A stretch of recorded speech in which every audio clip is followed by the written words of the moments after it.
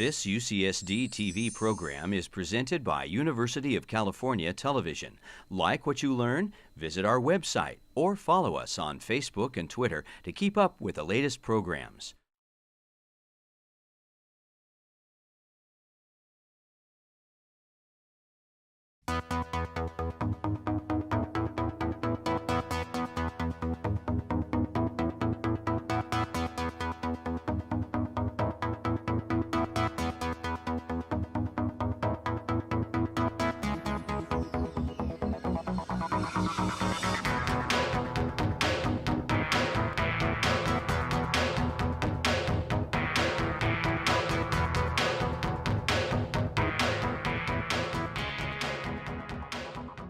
Hi, everybody.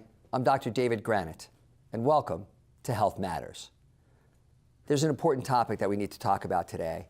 It's the topic of depression, and it's one that's pretty serious, one that's very important, and one that touches millions of people every day right here in the United States. We brought on today an expert who we've had on many years ago, and we were joking before the show that we've both gotten a little more gray and older. And you have. I didn't say I did. This is Dr. David Feifel. Welcome, David. Thank you. Dr. Feifel is a professor of psychiatry here at the University of California, San Diego, where he was also founder and director of the Center for Advanced Treatments for Mood and Anxiety Disorders, which is why you're here, because you are really just one of the top experts on this. And I mentioned in the open to the show about the topic of depression, and it's real, but I'm not sure if everybody really understands what is depression. Right. I think you make a good point. I think a lot of people, because we use the term depression in our regular speech as a colloquial way of using it, I think sometimes people fail to understand that that's not what we mean. We don't mean, boy, my team lost. I'm really depressed today. We're talking about a brain disorder. We're talking about a condition where people, even under circumstances where they can recognize they have all the blessings and everything going well in their life, just have no desire to live. They can barely get out of bed in the worst kinds of situations. Their reward centers in their brains are shut down, so they can't really feel pleasure from things that they may have once really enjoyed and been passionate about.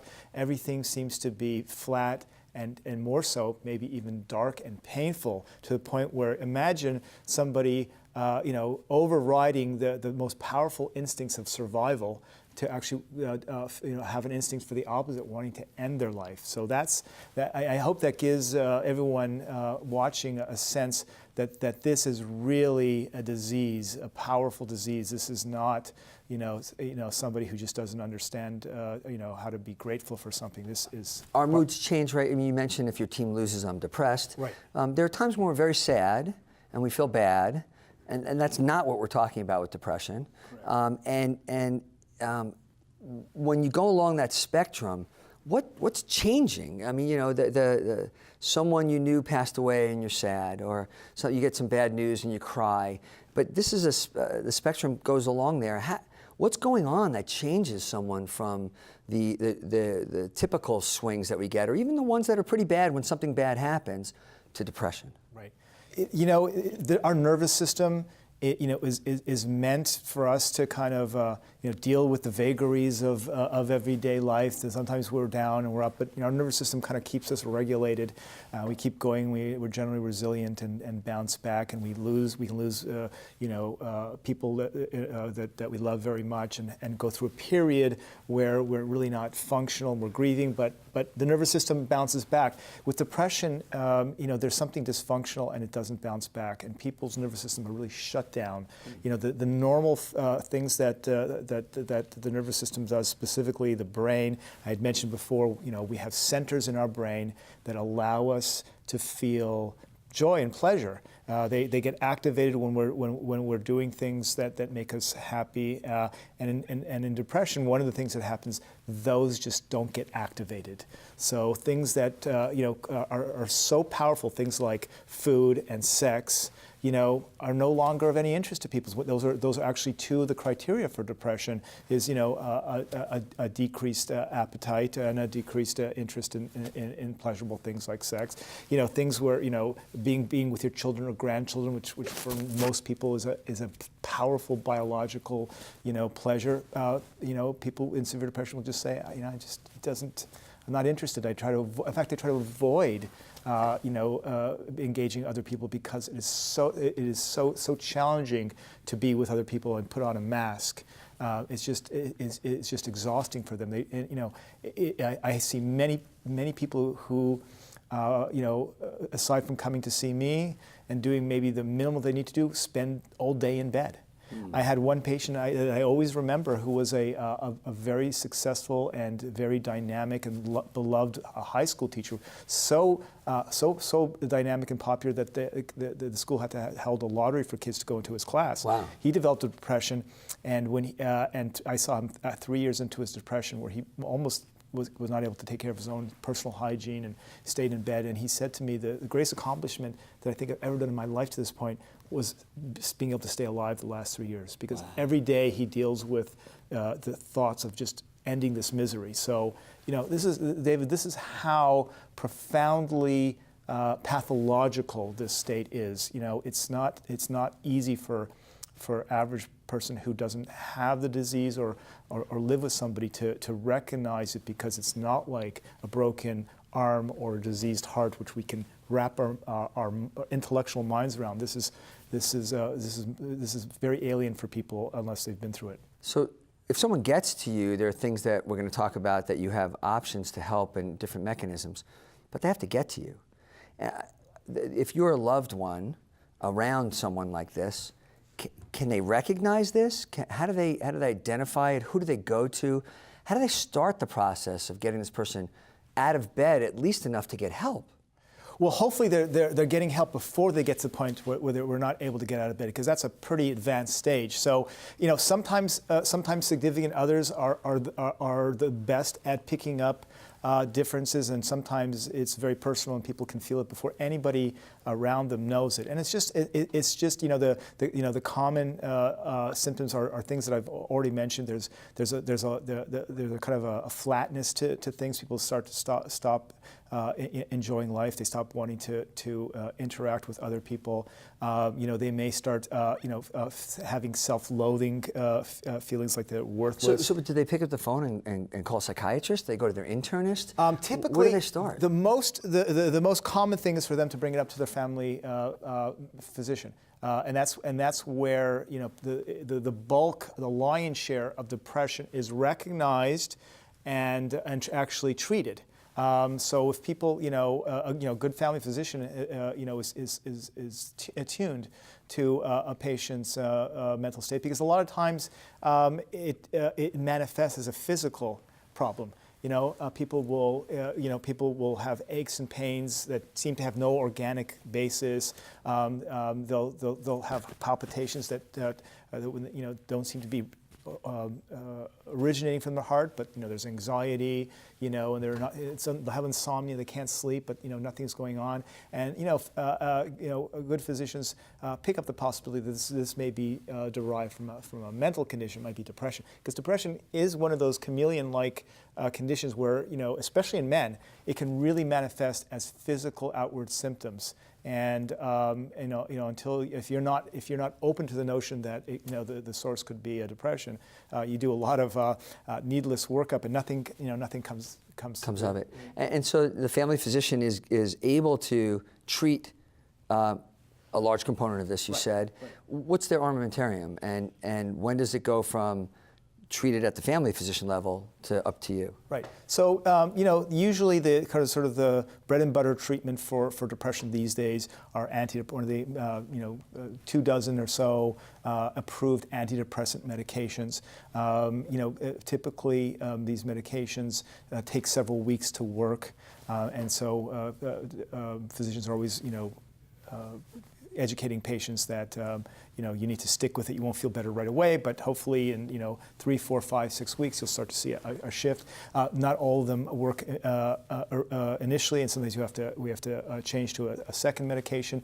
Psychotherapy still is very effective. We tend not to use the psychotherapy that a lot of people think about, lying on the couch and talking about your childhood and your mother. It's much more of a distinct and discrete kind of therapy where trained therapists are doing like cognitive behavioral therapy or interpersonal therapy. They have a time limit, a very deliberate, agenda, and they wrap up in 12 weeks or so. So both these can be good, and together they can be even better. And a fair amount of patients will just respond to that and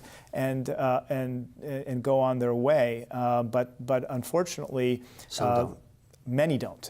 So one of the things that we have recognized, I think, probably over the last decade, 15 years, is the limitations of the antidepressant medications. There's been some really great studies coming out of them. One of them was called, had an acronym called named STAR-D that was out of the National Institute of Mental Health that actually look at when somebody comes and is newly diagnosed and is started on an antidepressant medication, what is the typical course? And if they don't respond and they're switched to another one, what happens? And it was a little bit shocking and disheartening for those of us in the field, because it turned out that there was a big chunk of people who do not respond even to multiple medications. The data suggests that about 30% to 33% of patients will get a good response to the initial antidepressant medication, but that leaves two-thirds of patients who either get a partial response or no response. And then, another third of those will respond to switching to a medication or adding a second medication, and then it goes down very quickly. So as you can see, that that means, given the high prevalence of depression, which we haven't talked about, it's 1 in 5 Americans experience depression sometime in their life, and it's a growing phenomenon worldwide. Given the large prevalence and the fact that a big chunk of people will not get adequate relief from medication or therapy, there's a big need for other things. I'm just picturing someone who has depression, and then the medicine doesn't help them. I mean, that's got to be worse. I mean, it's got to make you feel great. Now the medicine doesn't even help me. It's true. The double-edged sort of treatments is that if they don't work, it can make you feel a little more hopeless. Yes.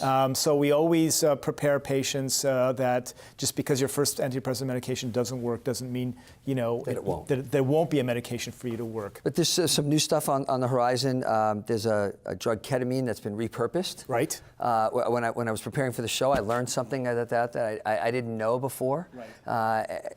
Tell us about ketamine. Yeah, well, ketamine is really a very exciting development in our field, and sort of an exception to the bad news I was telling you about with regards to the antidepressant medications. It's a medication that's been around for an awful long time, since approved in the 60s, used as you know every day in medical centers like ours, as an anesthetic. It's used for treating pain, but it was discovered not too long ago that at much lower doses, it had a remarkable ability to, basically eliminate depression in people who have not responded. That group of people who I was alluding to, who've been through the regular conventional medications and therapy, and it does it very quickly.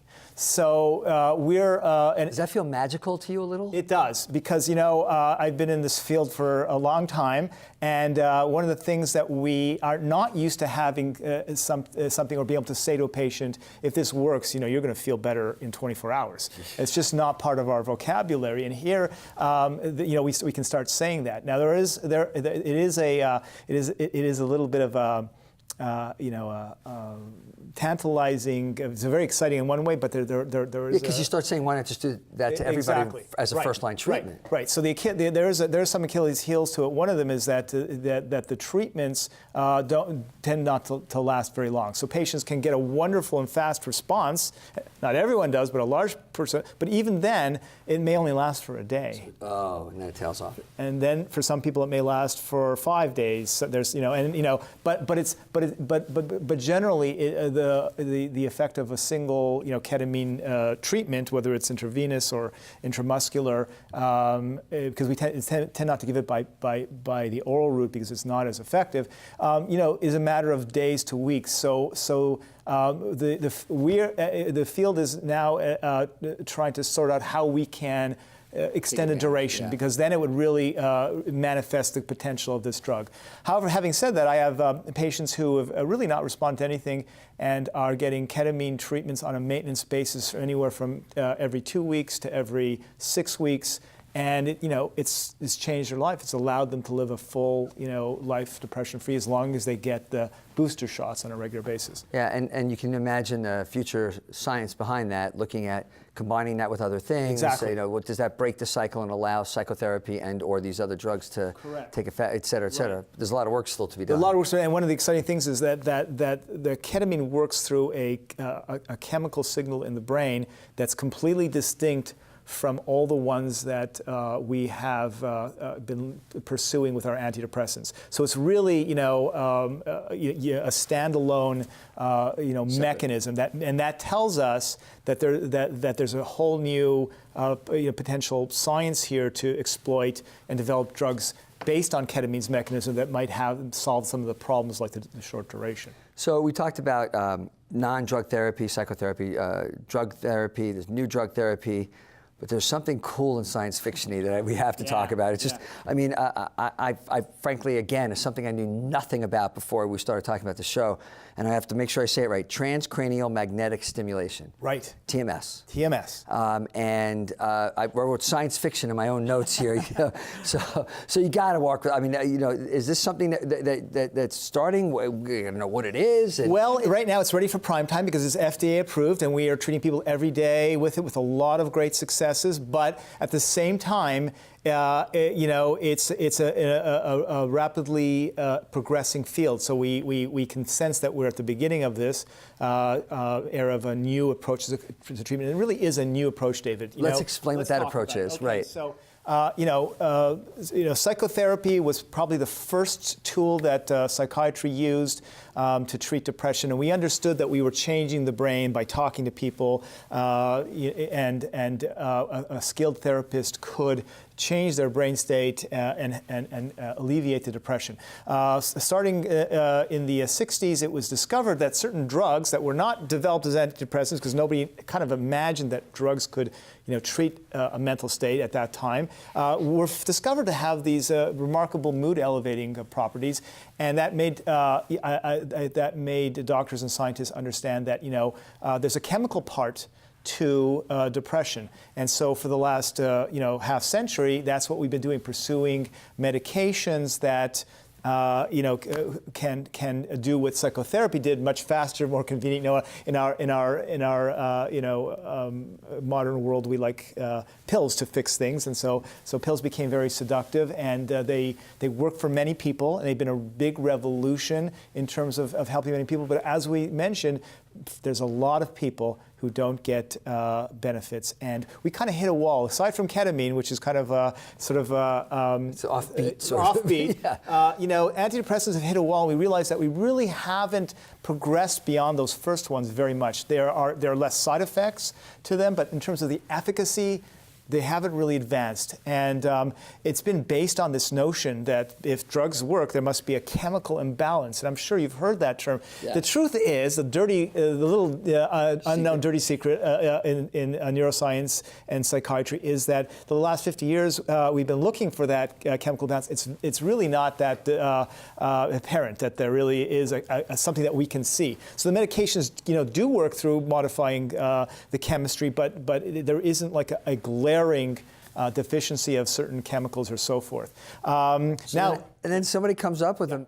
Well, somebody said, the brain primarily, yes, it uses chemicals, but it uses chemicals to facilitate the primary function of the brain and the brain cells, and that is, firing. They fire. They actually have an electrical impulse, and they talk to each other. We have 40 billion brain cells making billions and billions of connections with others, and everything that you see and feel and everything you remember and everything you imagine in the future is all a function of the firing of those brain cells in a certain complex pattern. And so ultimately, electrical firing in these cells is what makes normal brain function, and also what makes abnormal states like depression and schizophrenia and many other things. I don't know why, but some ways this brings me back to the horrible things that may have been done in the past, where they would use electroshock therapy. Right. And they were horrible, but they worked for some people. And we still do that, and we still use them. And the reason we use them is because it really works. It's like a reboot, right? It's like a reboot. It resets the electrical firing of the brain, and if you're in a very, very bad state of electrical firing, which is producing a lot of bad symptoms, more often than not, a reboot, just like with your computer, will fix the problem even without specifically knowing it. You're doing that it. to the whole brain. You're doing that, so it's very crude. It's not very targeted, and TMS takes that to a much more sophisticated and less invasive level. And the idea behind it is, well, we have learned, over the last few decades with advances in imaging that every brain abnormality is associated with an abnormal firing in certain areas of the brain. Some diseases have increased firing in certain areas and decrease in others, and it's a different pattern for each one. And the idea is, rather than trying to, indirectly, correct that through, dropping a chemical in your stomach that goes to everywhere in your blood, affects all your organs, affects all of your brain, just to target one area and hopefully make that change, why not directly normalize the firing in that area based on how we know it's perturbed? And there is this physical principle called Faraday's law, discovered by Michael Faraday in the 19th century, that if you can induce electrical activity in anything that conducts electricity using a pulsed magnet. And some smart people said, well, maybe we can do this to the benefit of patients with brain diseases. And after a little bit of development, it became very clear that this was a viable thing. And by 2008, it advanced to the point where a manufacturer was able to develop a system that demonstrated to the FDA safety and efficacy for depression. They chose depression because in depression there is a lot of very compelling evidence that there's one area in particular on the left side of the brain, towards the frontal area, that tends to be underactive in depression and seems to be causally related to those symptoms. And you could selectively stimulate that. Exactly. So the idea was to place a coil targeted at that area and to activate it with high frequency pulses. And the idea, we know when we do that over time, and unfortunately this, like the antidepressants, not like ketamine, does take time, but we're getting at the underlying circuits, and over time those circuits actually start to fire on their own with greater activity. So you're reinforcing the connections. Right. And exactly. There are cellular changes, and so unlike ketamine, not only does it take a long time, it's durable. Right, so it's almost a mirror profile of it. The irony of it is ketamine tends to work very quickly but not last very long. You're giving somebody ketamine for a few weeks or months while you're doing the transcranial stimulation. That's one of the things that we are doing now, using that as the initial, ketamine as the initial boost to get them out, but the TMS as the definitive treatment to get them well. It makes sense. It makes sense. Doesn't mean it'll work, but well, it makes sense. No, it is working, and we're seeing people who have not, even people who've gone to ECT, which was considered, the most effective treatment, even though it's fraught with a lot of, side effects, so people really wanted to avoid it. See, David, until TMS came out, we had a big gap. People would do the conventional things, and when they didn't work, the next big step was ECT, which was really a big jump. People have It means going under the anesthetic. 6 to 15 times. We basically induce a seizure to patients, and there's a lot of recovery in terms of short-term memory loss until the brain kind of backs together. They don't like it. You don't like it, but it was needed. It was needed, and it is life-saving to people, and it has a bad rep, but we kept doing it because we kept it in psychiatry because it works and it saves people's lives. But we're developing treatments, and TMS is really the most advanced example of a larger field called neuromodulation or neuro stimulation, stimulating the brain directly. But the interesting thing is that we can actually increase activity in the brain or decrease it by depending on the frequency we use. So if some diseases are associated with too much activity in areas. So if we make the cells fire at a low frequency, over time they will calm down on their own. I know that you've been studying this and you do research into it, and for you it's been an evolution and a lot of hard work that you see. One of the things both of us have learned over time, things take longer than we think. Yes. And so you have to go for the long game, and I've watched the field and try to help push it along, and finally it's here. And it's wonderful because we have patients coming in every day, and we have people, changing people's lives. Look, does it work all the time? No. But here's the amazing thing about this. This is technology. And so I mentioned that in 2008 there was, the first FDA-approved TMS device, which is very historical, and it was good. It had its limitations. About 2 years ago, a second-generation device was developed. Our phones have gotten better, right? Exactly. And this one goes deeper, and we're getting better effects, less side effects.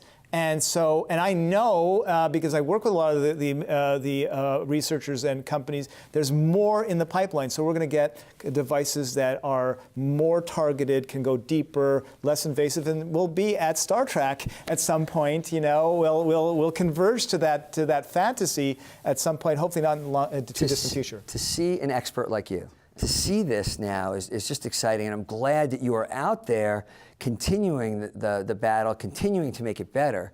But I think the message to people out there right now is one of hope.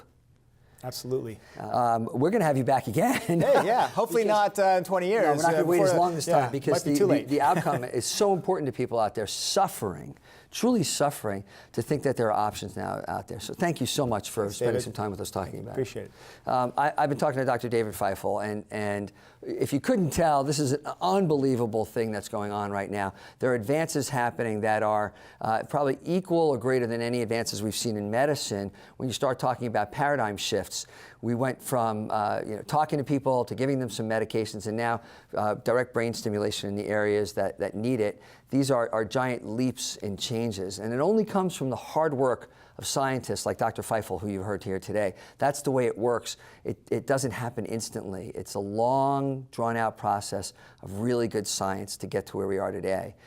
And remember, knowledge is power. That's why we're here on Health Matters. See you again next time.